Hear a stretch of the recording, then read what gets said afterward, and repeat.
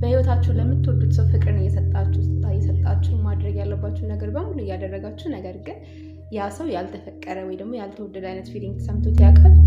ፍቅርን እየሰጣችሁ ፍቅር እንዳልሰጣችሁ አስበው ያውቃሉ? እንግዲያውስ እዚህ መጽሐፍ ላይ ፍቅር የራሱ ቋንቋ አለው ይለናል። በመጽሐፉ መሰረት 5 አይነት የፍቅር ቋንቋዎች እንዳሉ ይናገራል። ሰላም እንዴት ናችሁ? ሚስጥር እባላለሁ። ዛሬ ደግሞ ይዤላችሁ የቀረብኩት መጽሐፍ The 5 Love Language የሚለው ነው። ከዚህ መጽሐፍ ያገኘሁትን ሼር አድርጋችኋለሁ። ደራሲው ጌሪ ቻፕማን ይባላል። እዚህ መጽሐፍ ላይ እንግዲህ ያገኘሁትን ሼር ላድርጋችሁ። በመጽሐፉ መሰረት 5 አይነት የፍቅር ቋንቋዎች እንዳሉ ይናገራል። የመጀመሪያው አክት ኦፍ ሰርቪስ ይባላል። ለምንወደው ሰው ቤት ማጽዳት ሊሆን ይችላል፣ ምግብ መስራት ሊሆን ይችላል። ሁለተኛ የፍቅር ቋንቋ ደግሞ ፊዚካል ተች ነው። መጨባበጥ ሊሆን ይችላል፣ መተቃቀፍ ሊሆን ይችላል።